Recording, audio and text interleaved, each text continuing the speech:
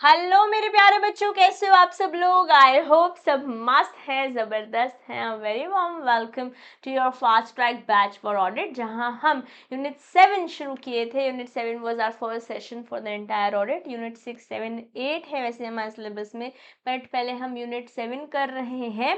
Unit 7 में हम unit 7.1 को 1 hours and 40 minutes ऑलरेडी दे चुके हैं। I hope you have already attended that session, जहां मैंने आपको ऑडिट का बेसिक भी दिया है और स्टैट्यूटरी ऑडिट एकदम डिटेल में पढ़ाया भी है।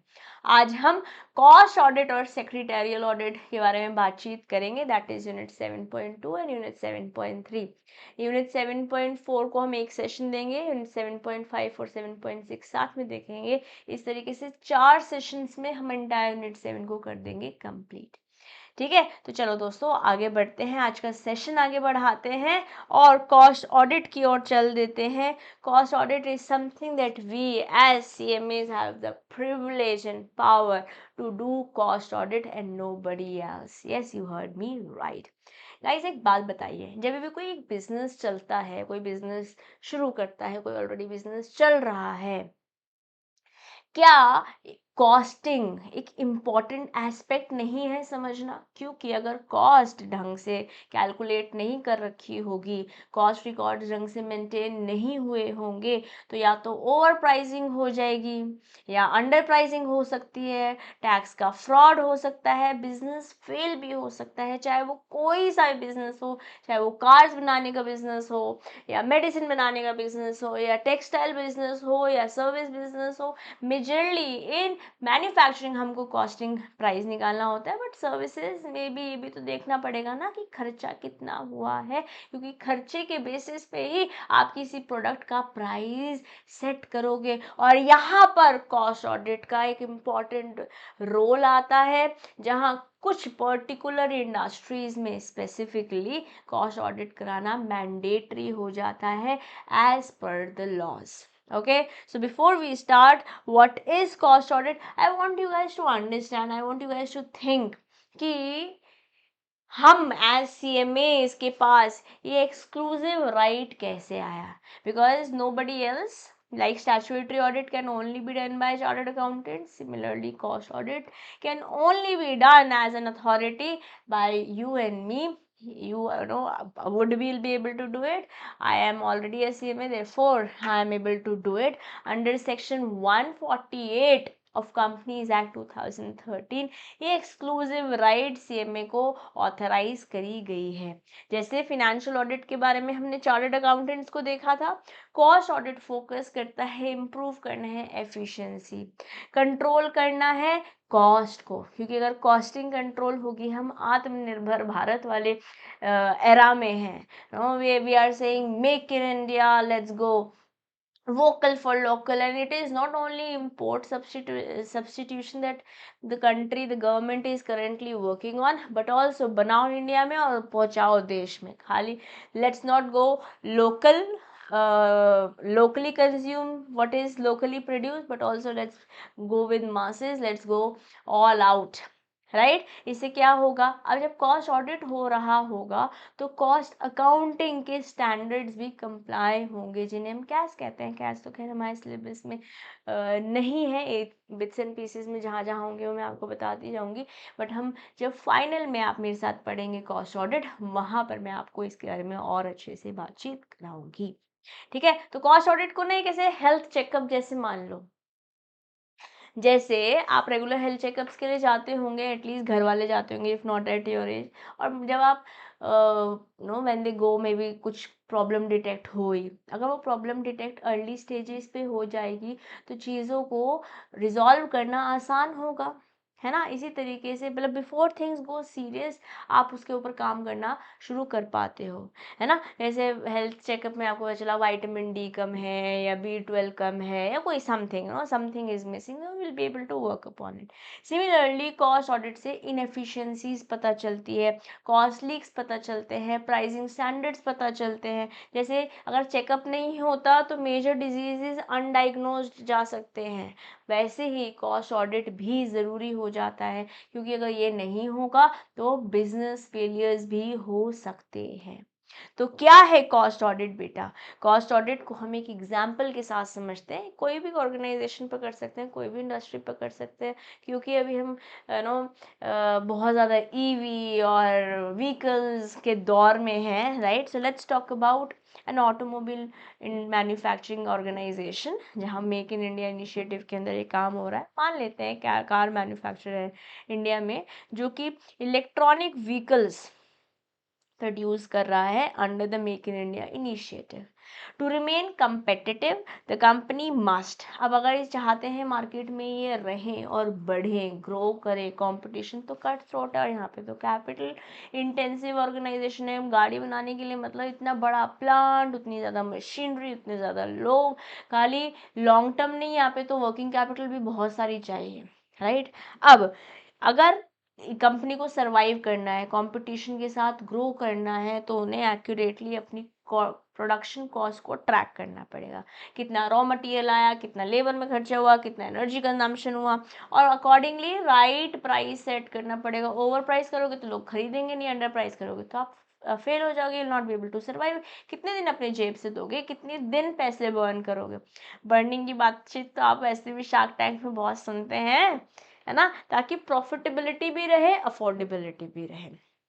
Plus, we need to optimize the resources, optimize the proper utilization to reduce waste भी ना हो और efficiency भी हमारी improve होती जाए। ठीक है? और अगर ये कॉस्ट ऑडिट नहीं होगा तो कंपनी हो सकता है ओवरस्टेट कर दे अपने कॉस्ट को। मतलब ऐसे मान लेते हैं कि अगर हमने अपने खर्चे दिखा दिए ज़्यादा, ठीक है, तो प्रॉफिट कम हो जाएंगे, प्रॉफिट कम हो जाएंगे तो कहीं ना कहीं टैक्स इवेजन तो यहाँ से भी हो सकता है। अगर प्राइसिंग ढंग से सेट नहीं करी गई तो या तो प्रोडक्ट बहुत ज़्यादा एक्सपेंसिव हो जाएगा, तो लोग खरीदेंगे नहीं, है चीप हो जाएगा, जिसकी वजह से हो सकता है जिस क्लासेस को आप टारगेट कर रहे हो खरीदे ना, कि अरे इतना सस्ता क्यों खरीदे हम। वी कैन कहीं ना कहीं जो इकोनॉमिक्स में कॉन्स्पिक्यूअस गुड्स और जो कंसेप्ट आप वहाँ पढ़ते हैं, लॉ ऑफ डिमांड के ऑपोजिट जो जाते हैं, एक्सेप्शंस, वो वाली प्रॉब्लम भी आ सकती है। और इन जनरल भी अगर बहुत ज़्यादा सस्ता बेच दोगे, आपके अपनी खर्चे मीट नहीं हो रहे, तो फिर आज नहीं कल तो आपने बंद होना ही होना है। यस, और आप इनएफिशिएंसीज भी अपनी नहीं पहचान पाते। जैसे मैंने हेल्थ चेकअप का आपको एग्जांपल दिया, प्रोडक्शन कॉस्ट इससे आपकी हाई हो जाएगी अगर आप वेस्टेज को कंट्रोल नहीं करोगे, चीज़ों को ट्रैक नहीं करोगे। कहीं पे अगर 10 लोगों से काम होता है, वहाँ आपने 12 लोग 15 लोग क्यों लगाए हुए हैं, right? We those people, those staff can be use somewhere else which can be more productive. तो कॉस्ट ऑडिट क्या इंश्योर करता है बेटा? कॉस्ट ऑडिट इंश्योर करता है ऑथेंटिक कॉस्ट रिकॉर्ड्स मेंटेन हो रहे हों, प्रिवेंट किया जाए फिनेंशियल मिसमैनेजमेंट, और बिजनेस को हेल्प भी करता है कि वो जो लॉ बोल रहा है वो भी कंप्लायंट रहे और बिजनेस में कंपटीशन के साथ भी टिका रहे। ठीक है, तो हम क्या बोल रहे हैं? What are we saying? We are saying that cost audit as a definition, it helps business take informed decision on pricing, product mix and resource use. Product mix आपने समझना है ना? प्रोडक्ट मिक्स मतलब बेसिकली आप कैसे पहुंचने वाले हो लोगों तक, what channel of distribution should you take. आपने मार्केटिंग, जब आपने क्लास 12th में बिजनेस स्टडीज में पढ़ा था मार्केटिंग, या ग्रेजुएशन में कभी भी मार्केटिंग पढ़ा है, तो वहाँ पे आपने 4 P's के बारे में बात करा है। One of the P's is product mix, right?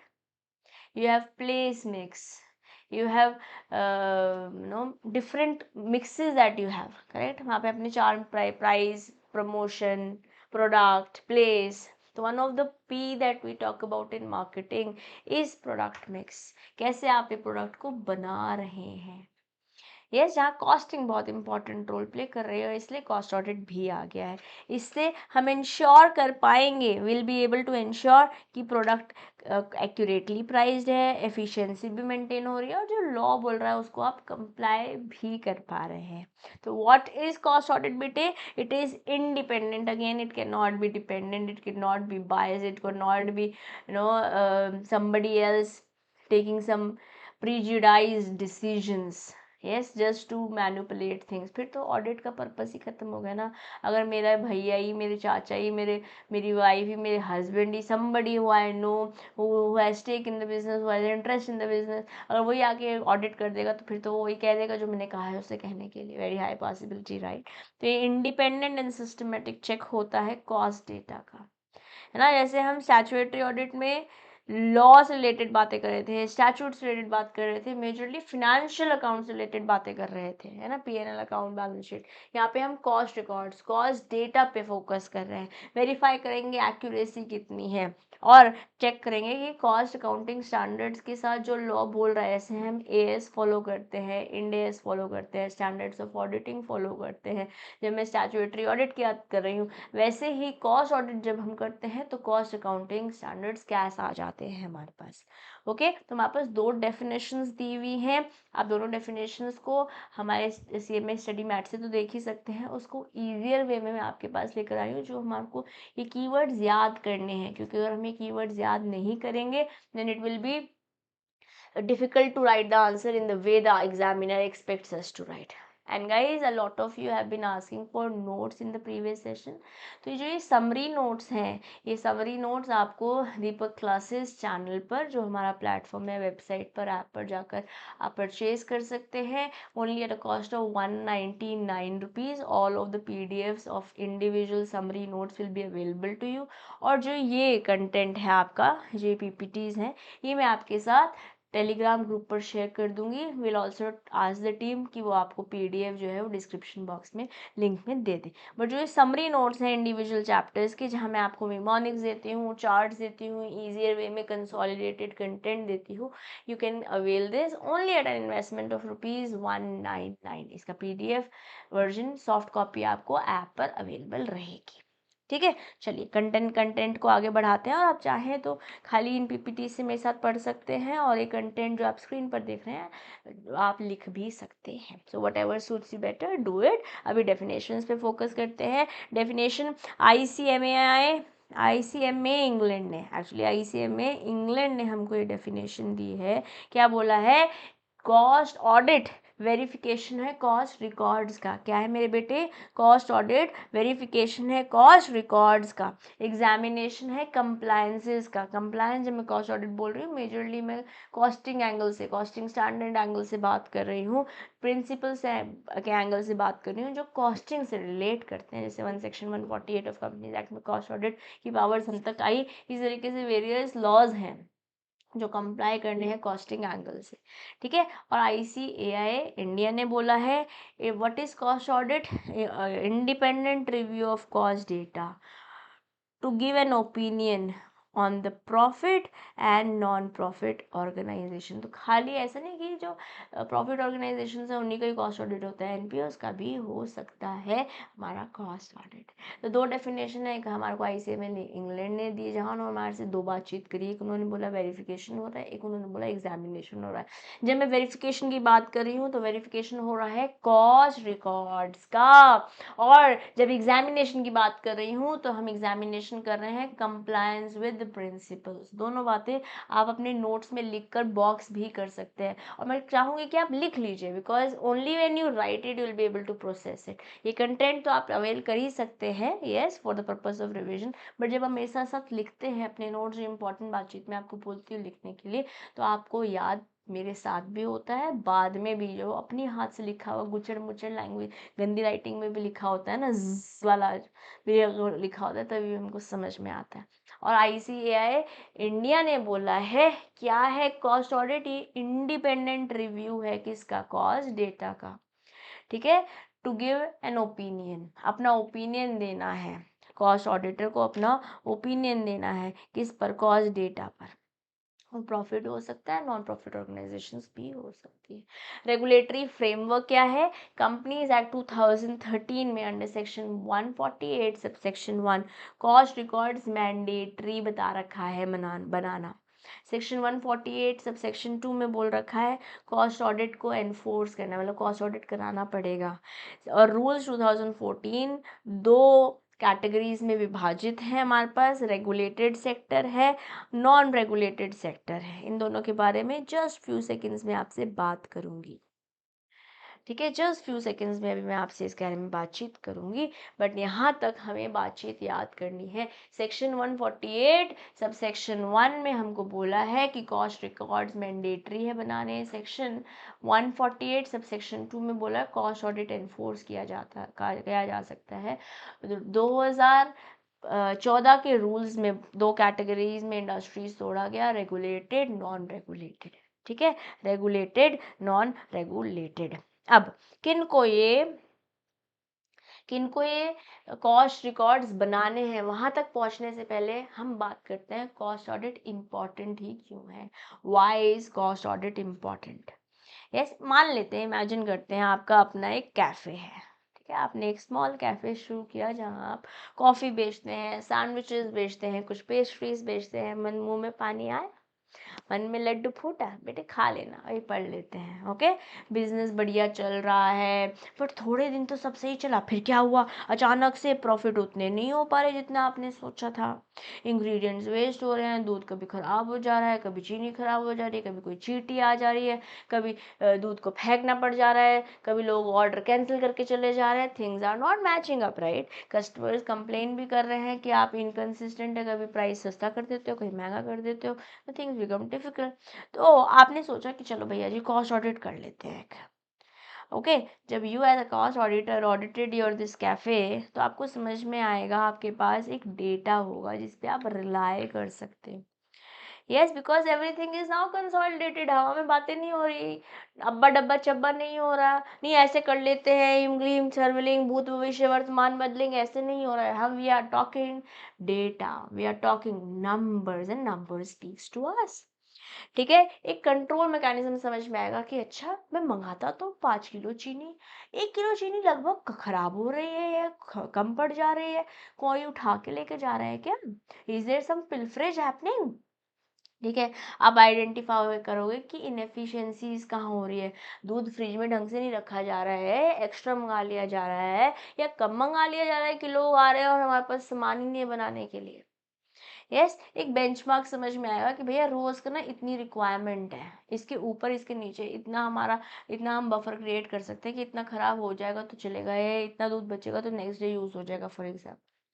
Yes, आप रिसोर्स को ऑप्टिममली यूटिलाइज कर पाएंगे, और अगर लॉ कुछ बोल रहा है आपको करने के लिए तो आप वो भी कर पाओगे as a regulatory compliant organisation. ये तो मैं स्मॉल कैफे था, बट अगर बिग होता तो वहां पर कहीं ना कहीं नेसेसरी हो जाता है। यहाँ पे तो एज कॉस्ट अकाउंटेंट्स, बिकॉज अब अगर एमबीए चाय वाला बन सकते हैं तो सीएम में भी तो एक कॉफ़ी कैफ़े खोल ही सकते हैं, और क्या पता फिर उसकी फ्रेंचाइजीज बन जाए, नेशनल इंटरनेशनल फेमस हो जाए, राइट? तो कैसे याद कर सकते हो इसको? याद करने के लिए आपके पास मिमोनिक है, co-star, because cost audit makes business a star, right? In cost management. तो कैसे याद करोगे? कॉस्ट कंट्रोल में मदद करता है, रिसोर्सेज को ऑप्टिमाइज करने में मदद करता है, प्राइसिंग स्टैंडर्ड्स फिक्स करने में मदद करता है कि भैया इनएफिशिएंसी पता चल रहा है, आज आप 20 रुपये की कॉफ़ी बेच रहे हो, फिर अगले दिन 30 रुपये की बेच रहे हो, कहीं 25 रुपये की बेच रहे हो, ऐसे मत करो, है ना? कंपेटिटिव प्राइस रखते हैं, ट्रांसपेरेंसी रहेगी, कहीं ना कहीं यहाँ पर आप लॉ को फॉलो कर रहे हो,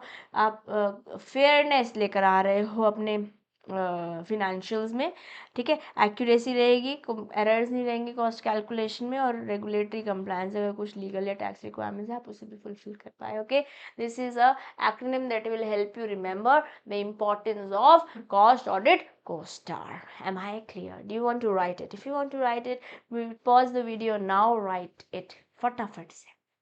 ठीक है, अगर आपने पॉज करके लिख लिया है तो आगे बढ़ते हैं, बट लिखिएगा ज़रूर, खाली स्क्रीनशॉट ले लोगे, इतने सारे स्क्रीनशॉट्स ऑलरेडी है, गायब हो जाएगा एग्जाम से पहले, और अब आपके पास उतना समय है नहीं वेस्ट करने का। अगर आप रियली सीरियस हैं तो जो बातें मैं आपको बोल रही हूँ लिख लो, काम आएगा। मेरे नोट्स आपके पास आ जाएंगे, ये वाले नोट्स तो वैसे भी आपको ग्रुप में मिल जाएंगे, या टेलीग्राम ग्रुप पे मिल जाएंगे, या फिर डिस्क्रिप्शन बॉक्स में मिल जाएंगे, बट जो खुद लिखते हो ना उसकी बात ही कुछ हो रहा है, चाहे वो गंदी से गंदी राइटिंग में हो। ठीक है, और समरी नोट्स के बारे में मैंने आपको बता ही दिया है, you can avail them on the platform, है ना? दीपक क्लासेस ऐप पे या वेबसाइट पे आप अवेल कर सकते हैं। Now, who must maintain records? किसको रिकॉर्ड्स मेंटेन करने हैं? सबको करने होते हैं क्या? नहीं बेटे, जिन भी कंपनी का टर्नओवर 35 करोड़ या उससे ज़्यादा का हो जाता है उनके लिए मैंडेटरी है अंडर सेक्शन 148 सबसेक्शन 1 कि उन्हें अपना कॉस्ट रिकॉर्ड मेंटेन करना ही है।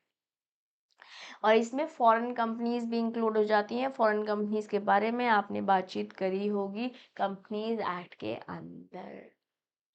Yes.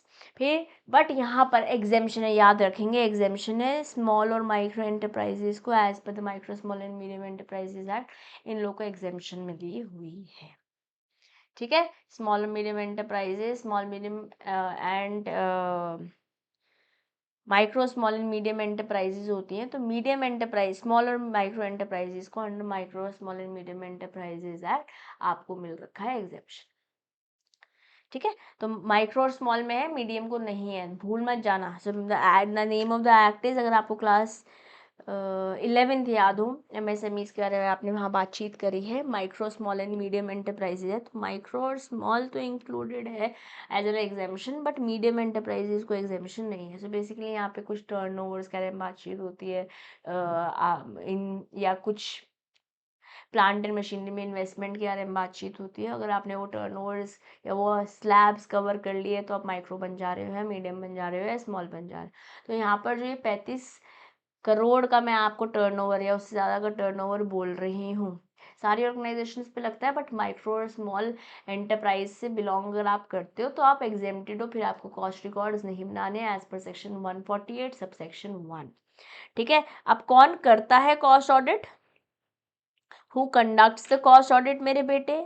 Rule 3A of companies act, जो रेगुलेटेड सेक्टर और नॉन रेगुलेटेड सेक्टर रूल 2014 में हमको बताया, वो याद भी करने हैं हमको, मैं याद करने का उसका तरीका भी लाई हूँ, बट अभी के लिए समझते हैं कि अगर आप एक रेगुलेटेड सेक्टर से बिलोंग करते हो और आपका टर्नओवर जो है 50 करोड़ या उससे ऊपर है, 50 करोड़ या उसके ऊपर है, तो as per rule 3A of companies act 2013 आपको कॉस्ट ऑडिट करवाना ही पड़ेगा, मैंडेटरी हो जाएगा as per section 148 sub section 2।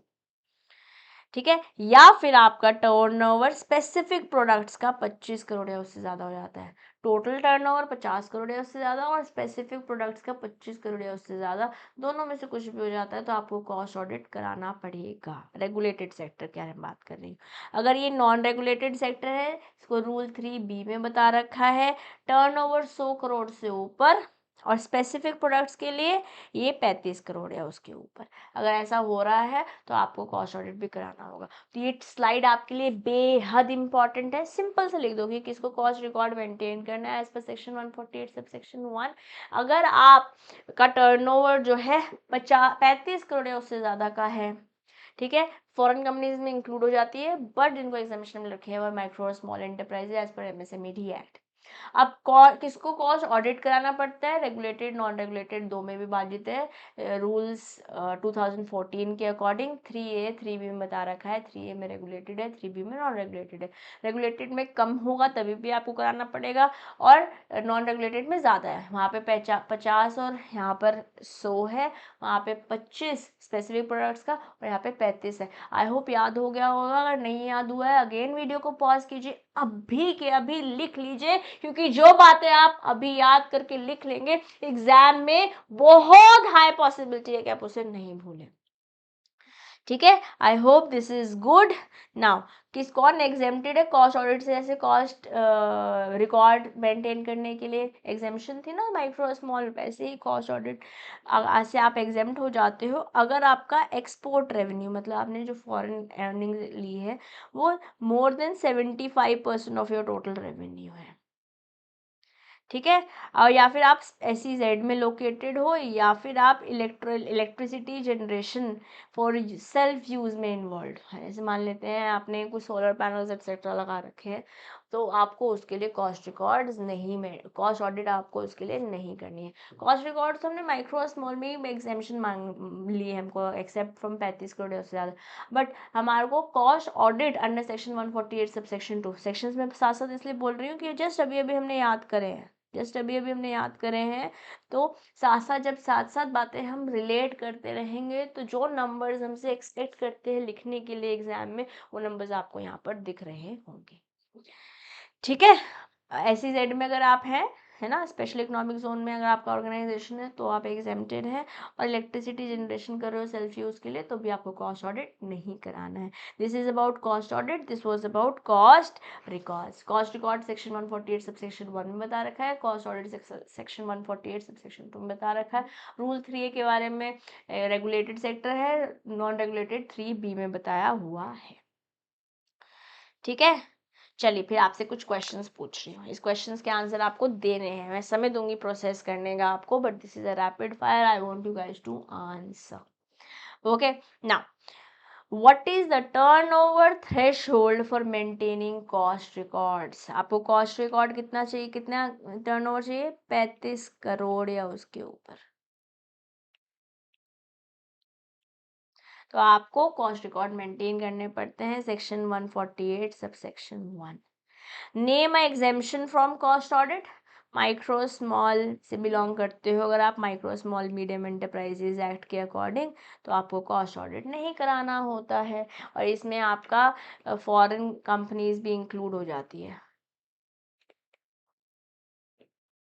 Yes, with in how many days a cost auditor be appointed? अब ये क्वेश्चन तो हमें पढ़ा नहीं मैम, इसका आंसर क्या होना चाहिए? चलिए सोचिए मैम, बिना बिना नंबर बताए आप हमसे कैसे पूछ सकते हो? कोई बात नहीं, मैं बता देती हूँ आंसर, डोंट यू वरी। कितने दिन के अंदर अंदर कॉस्ट ऑडिटर अपॉइंट हो जाना चाहिए? 180 days.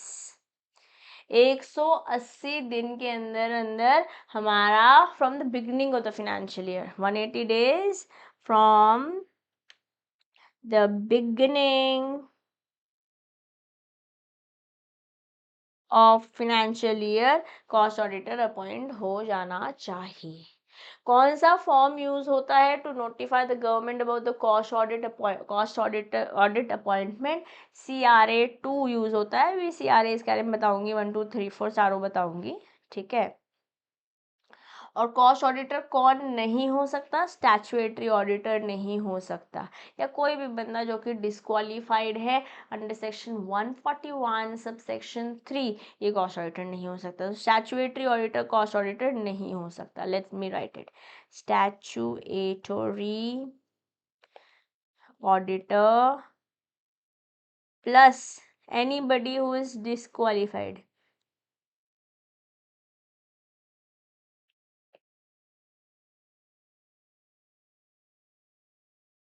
Anybody who is disqualified under section 141 sub section 3 cost auditor नहीं हो सकता है। ठीक है, तो चलिए अपॉइंटमेंट के बारे में ये मैंने पूरा चार्ट आपको दिया हुआ है, इसके बारे में बात करेंगे, बट अभी थोड़े थोड़े और टॉपिक्स हैं जो मैं आपके साथ और करना चाहूँगी। कॉस्ट ऑडिट रूल शुरू करते हैं।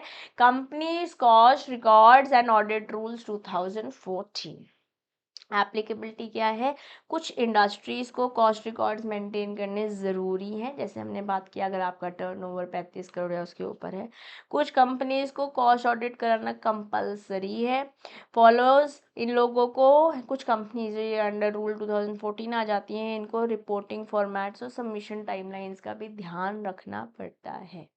इन रूल्स का पर्पस क्या है मेरे बेटे? ताकि फिनेंशियल डिसीजन ले पाओ। जैसे मैंने बताया ना कि प्राइसिंग सही रखनी है, वेस्टेज कम हो, यस, आप अपने प्रॉफिट्स को मैनिपुलेट ना कर रहे हो, खर्चे ज़्यादा दिखा के टैक्स इवेजन करना नहीं चाह रहे हो, बिजनेस फेलियर इवेंचुअली ना हो जाए, maybe are window dressing something. तो फिनेंशियल डिसीजंस बेटर हो पाते हैं जब आप ये रूल्स को फॉलो करते हो। ट्रांसपेरेंसी रहती है, एफिशिएंसी बढ़ पाती है, और लॉ कंप्लाई कर पाते हो, है ना। You will be able to follow what law says. Plus जो आप पॉलिसीज बनाते हैं, प्राइस रेगुलेट करते हैं, specially in industries like medicine जो कि एक रेगुलेटेड इंडस्ट्री है, यस, वहाँ पर पब्लिक इंटरेस्ट के लिए अगर सरकार की तरफ से रूल 3A के अंदर कुछ बोला जा रहा है कि इस इंडस्ट्री को सर्टन नॉर्म्स फॉलो करने हैं for when you are recording your cost records as per section 141 subsection 1, as per section 148 subsection 1, या पब्लिक इंटरेस्ट में कुछ बोला जा सकता है। रेगुलेटेड इंडस्ट्री है जनरली, ठीक है। तो industry is requiring cost audit, हमने बताया 3A में रेगुलेटेड सेक्टर है, 3B में नॉन रेगुलेटेड सेक्टर है, ठीक है। याद करने के लिए सिंपल कंटेंट मैंने आपको दिया है, इसको याद करने के लिए ना will try to use the tariff codes also, क्योंकि मैं स्टडी मैट में इसके बारे में बातचीत करी हुई है ना। टेलीकॉम सेक्टर है, जैसे एग्जांपल लेते हैं वॉइस, इंटरनेट, राइट। यहाँ पे कोई टैरिफ कोड बताया हुआ नहीं। Electricity is a regulated industry, चाहे वो इलेक्ट्रिसिटी आप जनरेट कर रहे हो, चाहे इलेक्ट्रिसिटी डिस्ट्रीब्यूट कर रहे हो।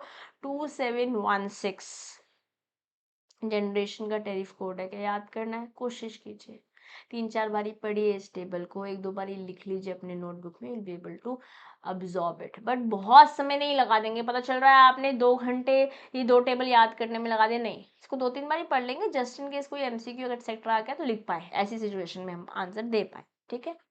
पेट्रोलियम प्रोडक्ट्स जैसे फ्यूल हो गया, गैस हो गया, रेगुलेटेड का पार्ट आता है 2709 से 2715, 2709 से 2715 और 2716 हमारे पास इलेक्ट्रिसिटी सप्लाई वाला है, जनरेशन वाला है, एक्चुअली डिस्ट्रीब्यूशन वाले में तो कुछ है नहीं। फ्यूल का जो पेट्रोलियम प्रोडक्ट्स है वो 2709 से 2715 कोड है इनका, ओके। ड्रग्स और फार्मा मतलब मेडिसिन जो है ये भी रेगुलेटेड है, ये है 2901 से लेके 2942 एंड 3001 से 3006। बहुत ज़्यादा एफर्ट नहीं लगाएंगे, 3-4 बार ज़रूर पढ़ने की कोशिश करेंगे। फर्टिलाइजर जैसे यूरिया हो गया, डैप हो गया, ये 3102 से लेके 3105 आ जाता है फर्टिलाइजर।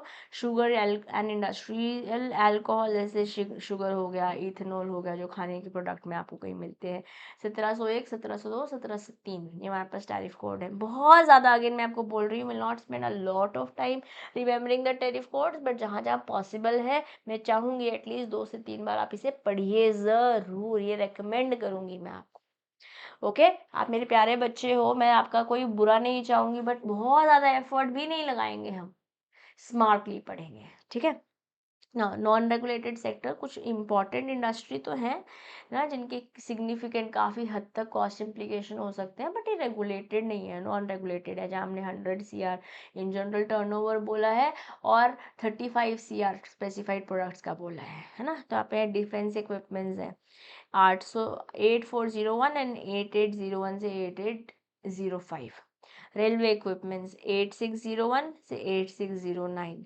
सीमेंट 2523 एंड 6811 से 6812। जैसे आपने जब आप क्लास 8 में थे तो आपने पढ़ा था ना, क्या था, beryllium, lithium, carbon etcetera etcetera, कुछ तो पढ़ा था, Baron, carbon, lithium, periodic table, हाँ, किसके अंदर कितना उसमें परसेंटेज डल रखा है, ओके।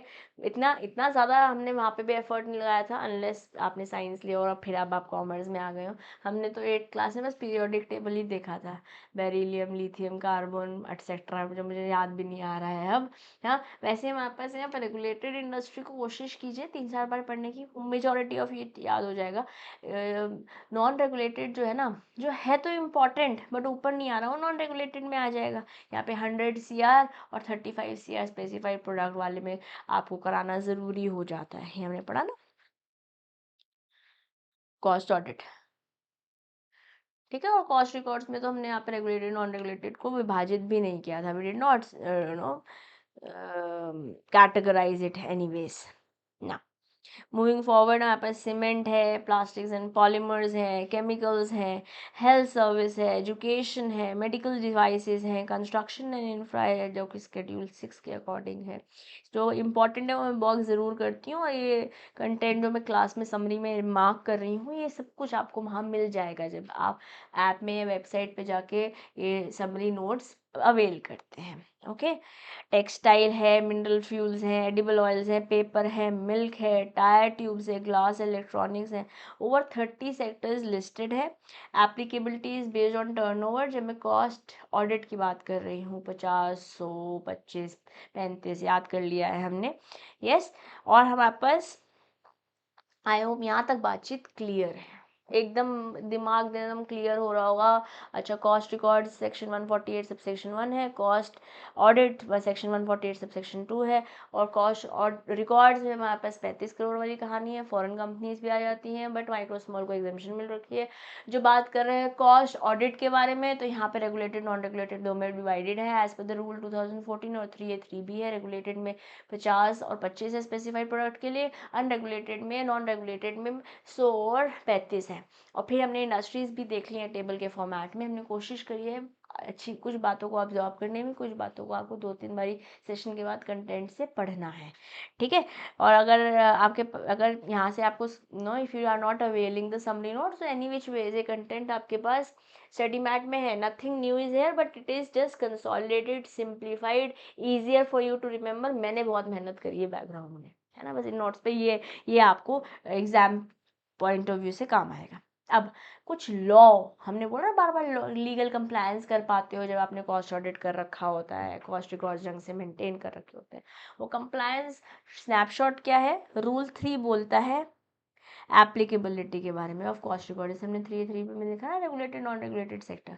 रूल 4 में एप्लीकेबिलिटी ऑफ कॉस्ट ऑडिट है। रूल 6 में मेंटेनेंस है रिकॉर्ड्स का, और रूल 6 बहुत इंपॉर्टेंट है, इसकी डिटेल में हमारे पास कंटेंट में बात हुई है, इसलिए मैं लेकर भी आपके पास डिटेल में ही लाई हूँ। रूल 8 में सबमिशन है कॉस्ट ऑडिट रिपोर्ट का, जो CRA 4 फॉर्म में होता है। लर्न करना है, we have to learn this. आप इसको चाहें तो अभी के अभी अपनी नोटबुक में इस पूरे टेबल को बना लीजिए, और रूल 8 में CRA 4 को अच्छे से हाईलाइट कर दीजिए, मार्क कर दीजिए।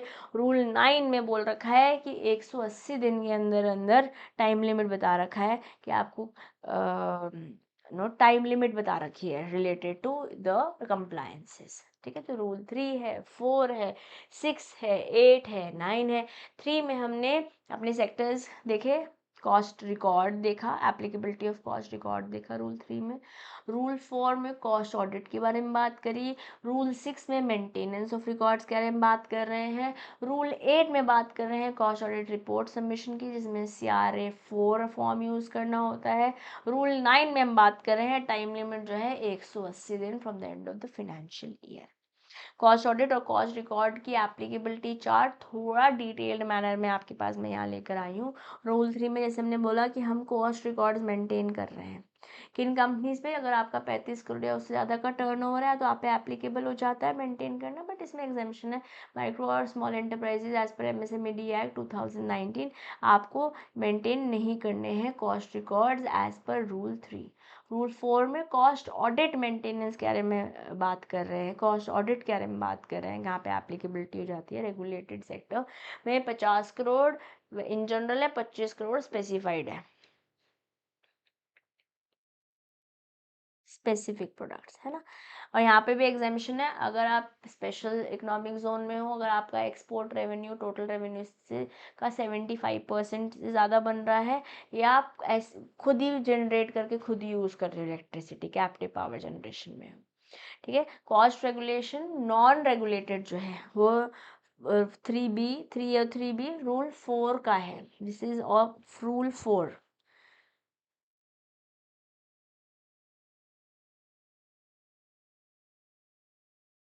ठीक है।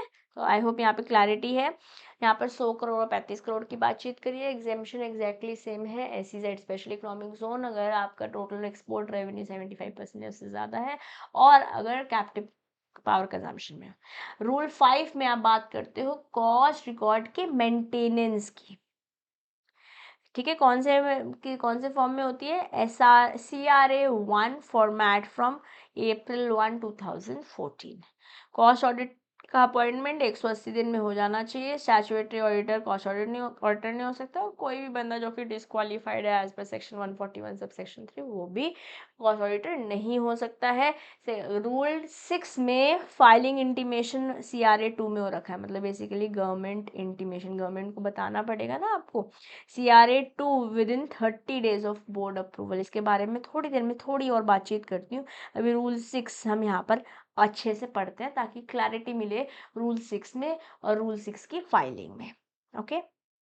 अब who can be appointed as a cost auditor, appointment of cost auditor most important topic है इस चैप्टर का, ठीक है, देखो वैसे ना स्टैट्यूटरी ऑडिट से ज़्यादा क्वेश्चन पूछे जाते हैं, बट अगर मैं रीसेंट ट्रेंड्स बताऊं तो कॉस्ट ऑडिट से भी क्वेश्चन हर बार आया और मुझे लगता है लाजमी है as cost auditor, cost audit से क्वेश्चन तो पूछना ही चाहिए, जिसमें रूल 6 सबसे ज़्यादा इंपॉर्टेंट। और अभी तक जितनी बातें हमने कॉस्ट ऑडिट से करी है, आई होप आप उस बातों को प्रोसेस कर पाए हैं, याद कर पाए हैं। ठीक है, who can be appointed, cost accountant होना पड़ेगा, वो भी कौन, प्रैक्टिस में। अगर आप जॉब करते हैं कहीं पे तो नहीं, आप you can not do cost audit. ठीक है, स्टैट्यूटरी ऑडिटर नहीं हो सकता, और कोई भी बंदा जो डिस्क्वालीफाइड है एज पर सेक्शन 141 सब सेक्शन 3, आप नहीं बन सकते हो कॉस्ट ऑडिटर।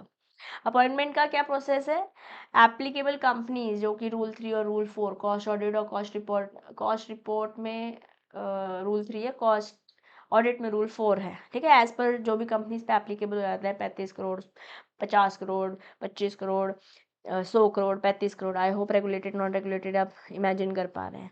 आपको कब अपॉइंट कर लेना है, 180 दिन फ्रॉम द फिनेंशियल ईयर।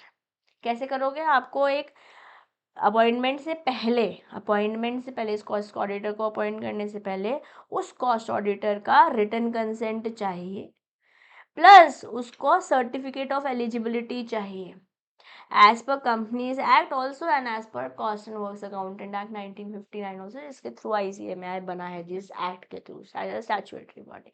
ठीक है, तो पहले आपको उस बंदे को अपॉइंटमेंट करने से पहले, जिसको कॉस्ट ऑडिटर बना रहे हो, उसका लिखित में कंसेंट चाहिए कि हाँ भैया जी, हम कॉस्ट ऑडिटर बनने को तैयार है आपकी कंपनी की, प्लस सर्टिफिकेट ऑफ एलिजिबिलिटी चाहिए as per companies act also, as per cost and works accountant act 1959 as well. फिर आप सरकार को इंटीमेट करेंगे, तो ये पूछा था ना मैंने आपसे कि कैसे इन्फॉर्म करोगे, CRA 2 में बताओगे। किस में बताओगे मेरे बेटे किस में बताओगे, CRA 2 में बताओगे। किस दिन से बताओगे, 30 दिन के अंदर अंदर बोर्ड के अप्रूवल से। Okay, with in 30 days of board approval, या फिर with in 180 days from the financial year start, which ever is earlier. तो जो हमारे पास ये चार्ट है ना, ये हमारे पास चार्ट लिखा हुआ है, इसको मैं थोड़ा सा मॉडिफाई कर देती हूँ ताकि आप कंफ्यूज ना हो। और 180 days from financial year start, whichever is earlier.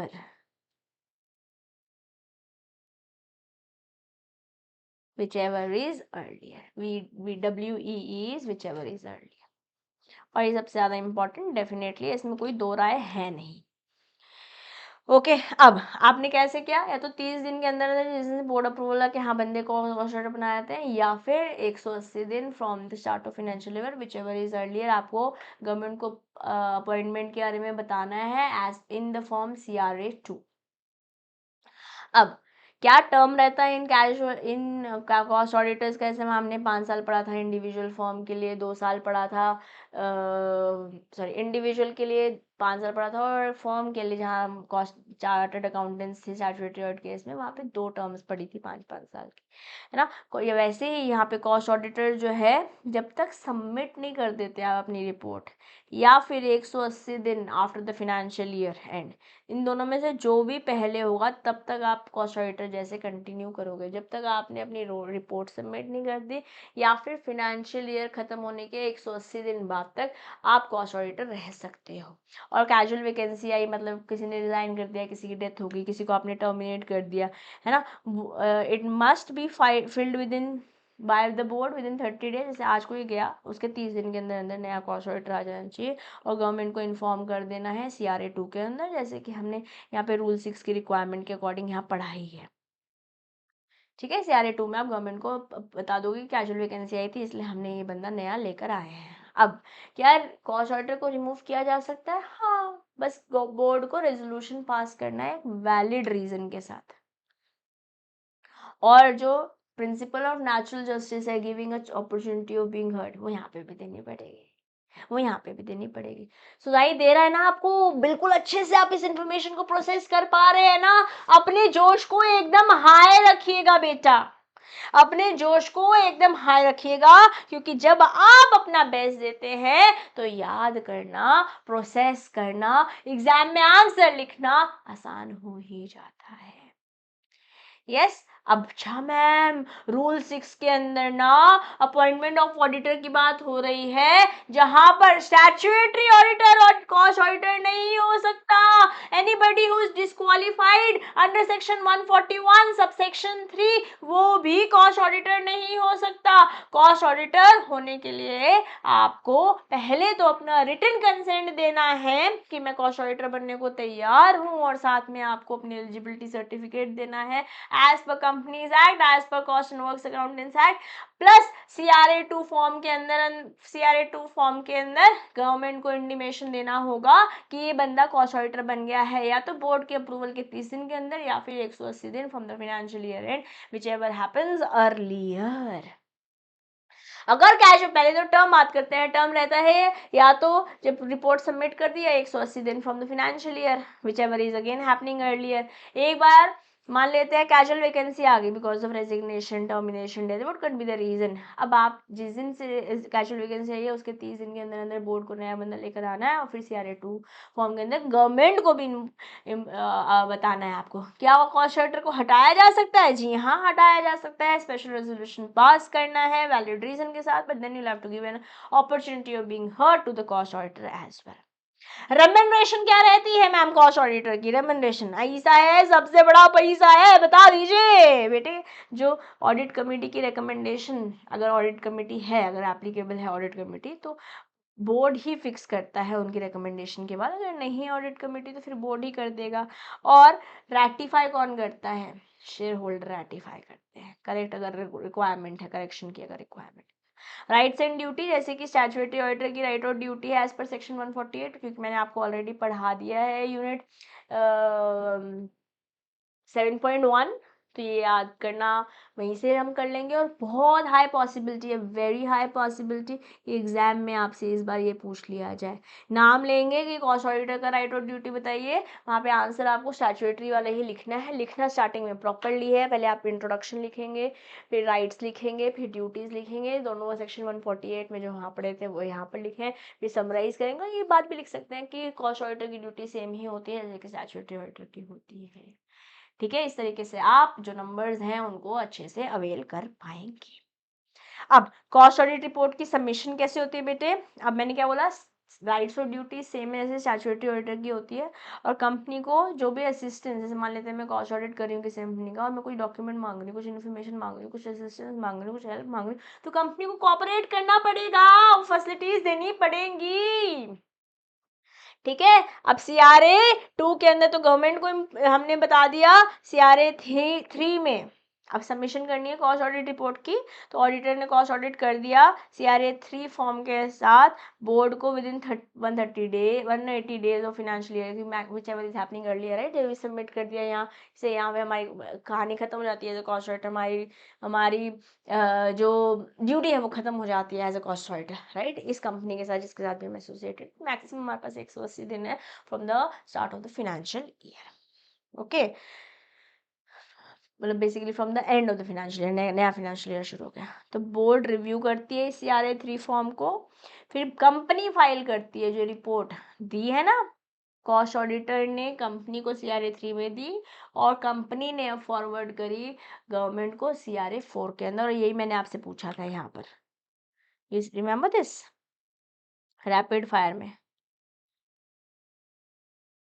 Government को नोटिफाई करने के लिए CRA2 है, यस। और जब कॉस्ट रिपोर्ट सबमिट कर दी वो CRA3 में हो रही है, ये ऑडिटर कर रहा है, और जब कंपनी फर्दर कर रही है वो CRA4 में कर रही है। तो ये सारे फॉर्म्स हम लोग के लिए इंपॉर्टेंट हैं, all of these forms are important for अस।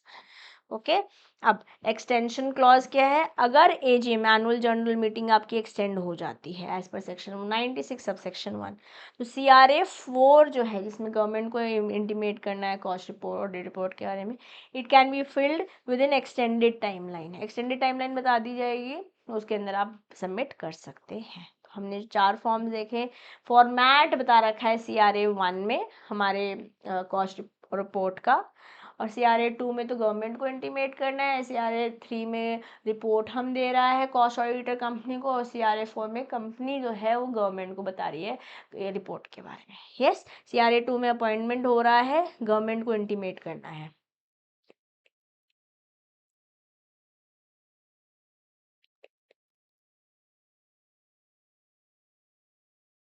ठीक है। और CRA 3 में cost audit report cost auditor दे रहा है कंपनी को,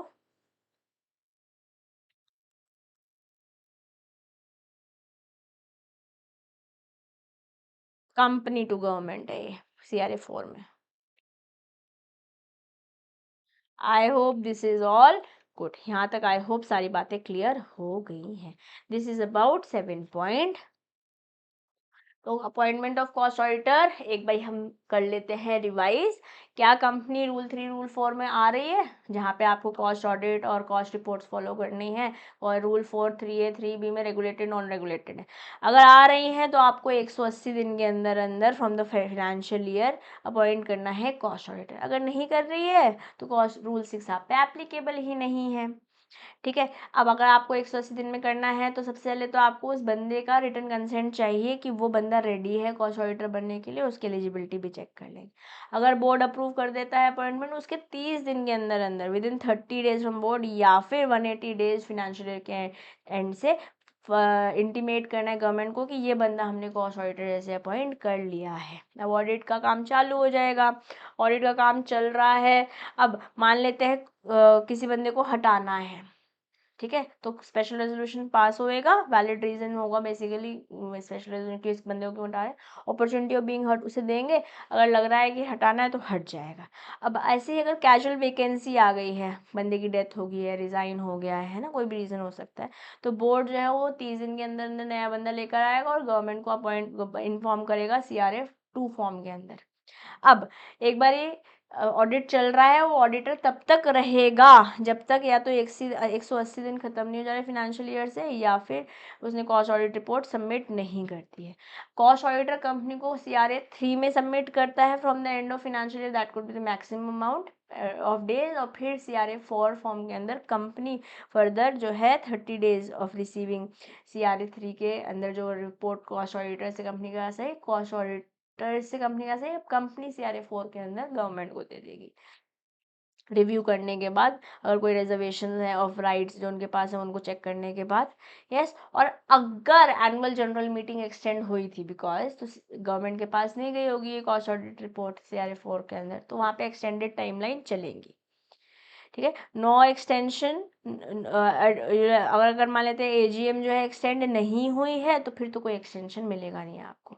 जो 30 दिन का रूल है कि आपके पास कॉस्ट ऑडिट रिपोर्ट आ गई है कॉस्ट ऑडिटर से कंपनी का, तो कंपनी को भी 30 दिन के अंदर अंदर ये 30 दिन के अंदर अंदर सबमिट करनी है सरकार के पास। बस यही है। This is about rule 6। I hope guys you are able to get the best of 7.2 currently. Yes, now let's go to 7.3. This is unit 7.3, that is secretarial audit. हमने चार्टर्ड अकाउंटेंट्स के बारे में पढ़ लिया, कॉस्ट अकाउंटेंट्स के बारे में पढ़ लिया, अब कंपनी सेक्रेटरीज के बारे में पढ़ना तो लाजमी है। यस, तो क्या है सेक्रेटेरियल ऑडिट मेरे बेटे? सेक्रेटेरियल ऑडिट हम यहाँ पर कंप्लायंस चेक कर रहे हैं। कौन कर रहा है? एक प्रैक्टिसिंग कंपनी सेक्रेटरी, ताकि ये बात को इंश्योर किया जाए कि जो भी लॉज, जो भी रूल, जो भी रेगुलेशन इस कंपनी पे लगे हैं वो सारे फॉलो हो रहे हैं। इसको भी एक हेल्थ चेकअप जैसे मान लीजिए, बट कंपनी के लीगल कंप्लायंस के एंगल से, कॉस्टिंग के एंगल से हमने बात करी थी कॉस्ट ऑडिट में। यस, तो जैसे डॉक्टर्स एग्जामिन करते हैं पेशेंट को कि इंश्योर कर रहे हैं हेल्थ है, हेल्दी है, ऐसी सेक्रेटेरियल ऑडिट एग्जामिन करती है कंपनी के रिकॉर्ड को कि सारे लीगल मैटर्स जो भी गवर्नमेंट नॉर्म्स हैं वो फॉलो हो रहे हैं या नहीं। क्योंकि अगर ये हो रहा होगा तो लीगल कंप्लायंसेस इंश्योर हो पाएंगे, कोई रिस्क नहीं है, कोई ये फॉलो नहीं किया अब ये पेनल्टी लग जाएगी, अब ये जेल हो सकती है एटसेट्रा, बैन लग सकता है। गवर्नमेंट जो गवर्नेंस है वो स्ट्रेंथनिंग रहता है, बेसिकली ट्रांसपेरेंसी बेटर रहती है, और स्टेक होल्डर्स का कॉन्फिडेंस बना रहता है कि ठीक है यार बढ़िया चल रहा है सब कुछ। या कौन करेगा? प्रैक्टिसिंग कंपनी सेक्रेटरी करेगा जिसके पास सर्टिफिकेट ऑफ प्रैक्टिस है ICSI से। स्कोप क्या है सेक्रेटेरियल ऑडिट का? जो भी कंपनीज एक्ट 2013 बोल रहा है, पहली बात तो वो फॉलो हो रहा होगा। यस, सेबी के रेगुलेशंस फॉलो हो रहे होंगे। ये इंश्योर किया जा रहा होगा कि बोर्ड की मीटिंग और कॉर्पोरेट गवर्नेंस नॉर्म्स में कुछ घपला नहीं हो रहा है, कुछ लूज एंड्स नहीं छोड़े जा रहे हैं। स्टैट्यूटरी फाइलिंग जो रजिस्ट्रार ऑफ कंपनीज के पास जानी चाहिए वो भी सेक्रेटरियल ऑडिट के अंदर कंपनी सेक्रेटरी करता है। और अगर कोई भी कंप्लायंस करना था, नहीं हो पाया, कोई करेक्टिव एक्शन करना है, तो वो भी ये प्रैक्टिसिंग कंपनी सेक्रेटरी ही करने वाला है। जो ये सेक्रेटेरियल ऑडिट रिपोर्ट है फाइनली जाती है फॉर्म MR3 के अंदर। ये लर्न करनी है बेटे हमें, we have to learn this, please write this in your notebook, कि जो हम सबमिट करते हैं सेक्रेटेरियल रिपोर्ट वो जाती है फॉर्म MR3 के अंदर, और इसको एनेक्स करना होता है। साथ में क्या लगता है इस MR3 फॉर्म के साथ? बोर्ड की रिपोर्ट। और अगर कंपनी ऐसा नहीं करती है तो पेनल्टीज लगती है, लीगल रिस्क रहती है, रेपुटेशनल डैमेज हो सकता है, और स्टेक होल्डर्स और इन्वेस्टर्स का कॉन्फिडेंस तो कहीं ना कहीं हिलेगा ही। जैसे मान लेते हैं आप डायरेक्टर हो एक रैपिडली ग्रोइंग पब्लिक कंपनी के, बिजनेस बढ़िया चल रहा है, आपने 250 करोड़ का टर्नओवर क्रॉस कर दिया है, but just as you are celebrating this milestone you receive an official notice कि आपने तो ये लॉ फॉलो ही नहीं किया, सेक्रेटेरियल ऑडिट जो आपको फॉलो करना चाहिए था वो किया ही नहीं। हाँ, तो इसका क्या मतलब है, इसको ब्रेक डाउन करते हैं। कोई भी लिस्टेड कंपनी है ना बेटे, उसके लिए मैंडेटरी है सेक्रेटेरियल ऑडिट कराना। जैसे हमने 35 करोड़ कॉस्ट रिपोर्ट का देखा था अंडर रूल 3, कॉस्ट ऑडिट देखा था रेगुलेटेड, अनरेगुलेटेड, नॉन रेगुलेटेड, 50, 25, 100, 35, याद है ना? अभी टर्नओवर के बारे में बात करी थी, स्पेसिफिक प्रोडक्ट्स के बारे में बात करी थी। वैसे ही सेक्रेटेरियल ऑडिट सारी लिस्टेड कंपनीज को कराना जरूरी है, और ये लिस्टेड ही थी ना, लिस्टेड के बारे में तो मेंशन नहीं किया होता, एक्चुअली पब्लिक कंपनी मेंशन की थी क्वेश्चन में। अगर आप एक पब्लिक कंपनी है और आपका paid up share capital 50 crore या उससे ज्यादा है, ठीक है, तो आपको ऑडिट कराना पड़ेगा सेक्रेटेरियल ऑडिट। और अगर आपका टर्नओवर 250 करोड़ से ज्यादा का है, जो कि इनका हो गया था, पब्लिक कंपनी का टर्नओवर 250 करोड़ से ज्यादा हो गया था, और हो गया था तो आपको कराना था ना सेक्रेटेरियल ऑडिट। और बाकी कोई भी कंपनी, अगर आपका लोन्स बोरोइंग 100 करोड़ से ज्यादा का है, तो आपको सेक्रेटेरियल ऑडिट कराना है। It is a must to remember. I suggest you guys to write, to make this table right now, right away. Listed company के लिए सेक्रेटेरियल ऑडिट कंपलसरी, मैंडेटरी, सबको करना पड़ेगा। पब्लिक कंपनी पहले पेड अप शेयर कैपिटल के basis 50 crore है, annual turnover के according 250 crore है, और बाकी कोई और कंपनी जिसने पब्लिक से बोरो कर रखा है, डेट ले रखा है किसी भी तरीके से, फाइनेंशियल इंस्टीट्यूशन सेक्टर से, उसको करोड़ से ज्यादा का, तो भी आपको सेक्रेटेरियल ऑडिट कराना ही है। If a company meets any of these criteria, secretarial audit is mandatory. ठीक मेरे बेटे, तो बेसिक सा ओवरव्यू तो मैंने आपको दे दिया, पर थोड़ा समराइज मैनर में चैप्टर को पढ़ लेते हैं, ताकि इंपॉर्टेंट पॉइंटर कोई मिस ना हो। जो एप्लीकेबिलिटी है सेक्रेटेरियल ऑडिट की, कैसे कंडक्ट होना है, इसके बारे में थोड़ी बातचीत और कर ली जाए। कंपनीज एक्ट 2013 में रूल 9 बोल रहा है, एंड सेक्शन 201 सब सेक्शन 1 बोल रहा है, just a moment guys, okay. Secretarial audit mandatory है हर एक लिस्टेड कंपनी के, हर एक पब्लिक कंपनी के लिए। अगर आपका paid up share capital 50 crore है उससे ज़्यादा है, अगर आपका टर्नओवर 250 करोड़ है उससे ज़्यादा है, या कोई भी कंपनी चाहे लिस्टेड वन लिस्टेड हो प्राइवेट वन, कोई सी भी कंपनी है ना, कोई सी भी कंपनी, अगर आपका लोन या बोरोइंग 100 करोड़ से ज़्यादा का है, तो आपको सेक्रेटेरियल ऑडिट कराना होगा। चाहे फाइनेंशियल इंस्टीट्यूशन से आपने लोन ले रखा हो, चाहे बैंक से लोन ले रखा हो। और जो सेक्रेटेरियल ऑडिट की रिपोर्ट है जो जाती है फॉर्म MR3 में, उसके साथ आपको कंपनी के बोर्ड की रिपोर्ट भी एनेक्स करनी होती है, और एक कंपनी सेक्रेटरी इन प्रैक्टिस ही करता है। और अगर आप ये फॉलो नहीं करते हो, नो जो कंपनी सेक्रेटरी ऑडिट नहीं करा रहे हो, या कंपनी ढंग से फॉलो नहीं कर रही है जो उन्हें ऑडिटर को हेल्प करना चाहिए, तो उन पे पेनल्टी लग जाएगी 2 लाख कंपनी पे, ऑफिसर्स पे, या फिर प्रैक्टिसिंग कंपनी सेक्रेटरी पे भी, जो कि उनको 204 सेक्शन में करना था, उन्होंने नहीं किया। ठीक है, I hope this is clear. Now let's talk about SEBI LODR regulations 2015. What is LODR मेरे बेटे? Anybody understand what is LODR? यहाँ पर हम लिस्टिंग ऑब्लिगेशंस के बारे में बात करते हैं। यस, यहाँ हम बात करते हैं LODR is LODR पे ना रेगुलेशंस में बहुत ज़्यादा बातचीत होती है। अगर आप CMA के साथ साथ CS भी कर रहे हैं, we are talking about listing obligations and disclosure requirements. So in case you do not know the full form of it already, let me just write it for you. Listing obligations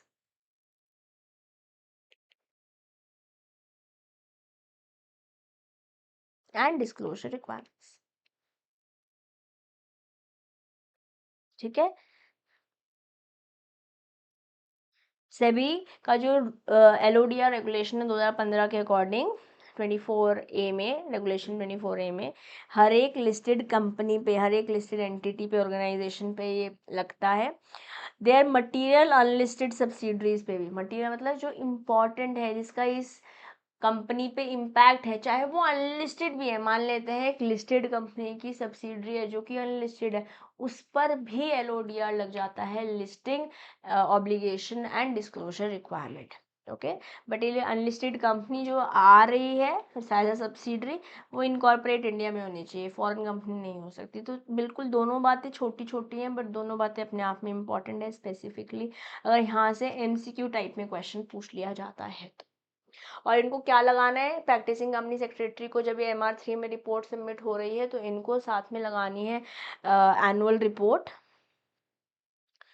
ठीक है। Secretarial audit report by CS in the annual report, ठीक है। और secretarial compliance report बनाना है to stock exchange, जो LODR obligations के अंदर आ रहा है। कितने दिन के अंदर अंदर, नॉट 180 डेज, जस्ट 60 डेज, 2 महीने के अंदर अंदर फ्रॉम द फाइनेंशियल ईयर। क्या लर्न करना है, 100% लर्न करना है, ठीक है। यहाँ से बहुत मतलब बड़े क्वेश्चंस मुझे नहीं लगता पूछे जा गए हैं अभी रिसेंट टाइम में। अगर आप, मैं आपको स्कैनर का भी एक्सपोजर दूंगी अभी रिसेंट टाइम में, यहाँ से लंबे क्वेश्चंस नहीं आए हैं, बट वी नेवर नो, कभी भी धप्पा हो सकता है, तो हमें हर तरीके से तैयार तो होना है।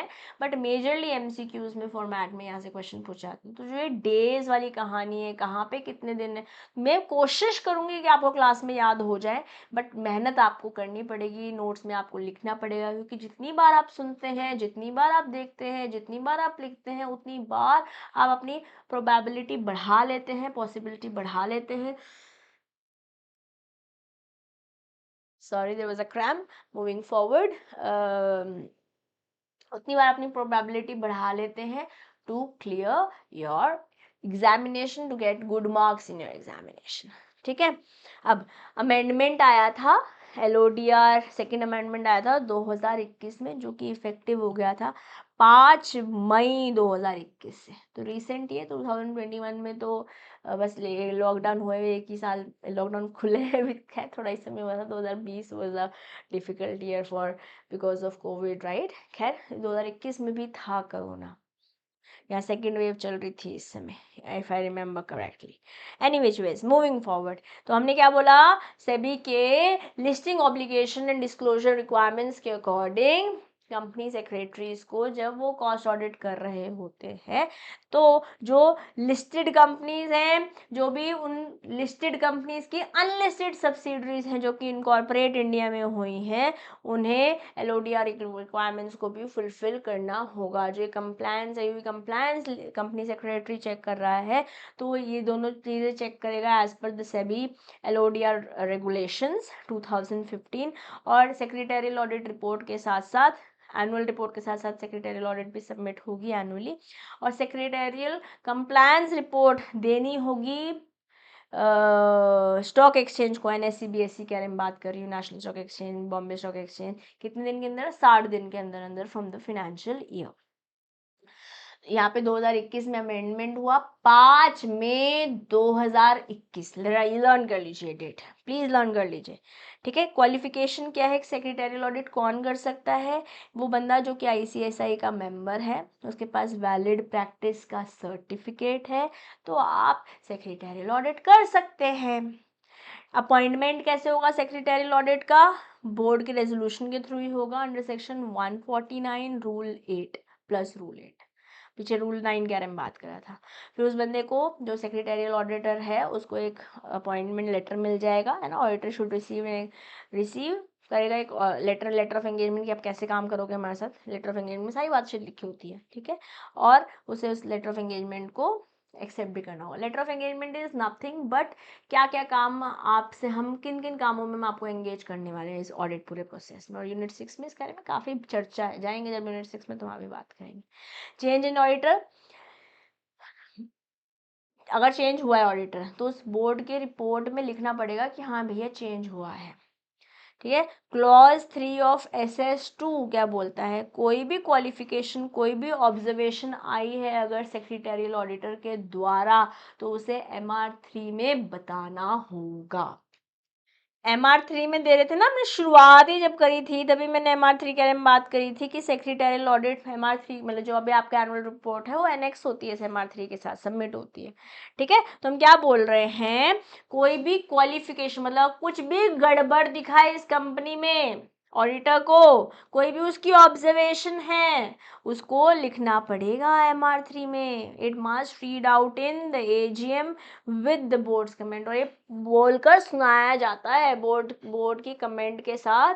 MR3 में जो सेक्रेटरियल ऑडिटर है अगर उसकी तरफ से कोई क्वालिफिकेशन आया है, कोई ऑब्जर्वेशन आया है तो बात लिखनी होगी और पढ़ के सुनाई जाएगी जब एनुअल जनरल मीटिंग चल रही होगी। क्लॉज 13 के अंदर हो सकता है यहाँ से आपसे क्वेश्चन पूछ लिया जाए इन MCQ फॉर्मेट, तो मैं चाहूंगी कि आप इसको अभी के अभी अपने नोटबुक में लिख लीजिए, ठीक है। सेक्रेटरियल ऑडिट रिपोर्ट का लीगल फ्रेमवर्क कहाँ बता रखा है हमको, MR3 बताया हमको मैंडेटरी है। सेक्शन 134(3), सेक्शन 2043, बोर्ड को एक्सप्लेन करना पड़ेगा कोई भी रिमार्क, कोई भी क्वालिफिकेशन, नहीं आया ना, कोई भी रिमार्क, कोई भी क्वालिफिकेशन रिपोर्ट में पढ़ के सुनाओगे तो उसका एक्सप्लेनेशन भी देना पड़ेगा। ओके 2013 में securities and exchange board of India SEBI से एक सर्कुलर आया था जहां बताया कि सेक्रेटरियल ऑडिट का क्या फॉर्मेट होना चाहिए। जैसे हमने CRA 1 में कॉस्ट रिपोर्ट का फॉर्मेट बताया था ना, ऐसे ही नोटिफिकेशन 2019 में सेबी के थ्रू आया कि एनुअल सेक्रेटरियल ऑडिट रिपोर्ट का क्या फॉर्मेट होना चाहिए। और एनुअल सेक्रेटरियल कंप्लायंस रिपोर्ट का फॉर्मेट भी हमें सेबी ने 2019 में ही फरवरी में दिया था, 8 फरवरी 2019,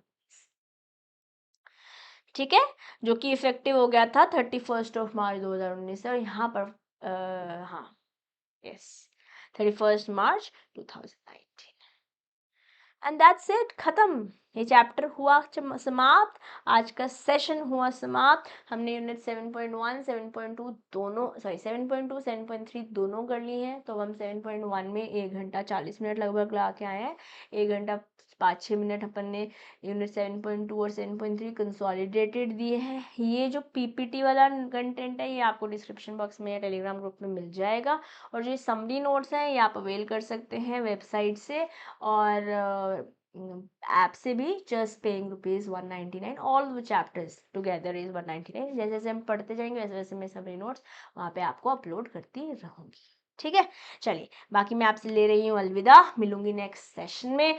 till then keep learning, keep growing. This is your friend and your teacher CM Disha Dua signing off for today. Do give me your love and support in the video so that I keep getting motivated to bring the best of content for you on the channel itself. Bye bye, take care, have a nice evening and a great day ahead. Bye bye.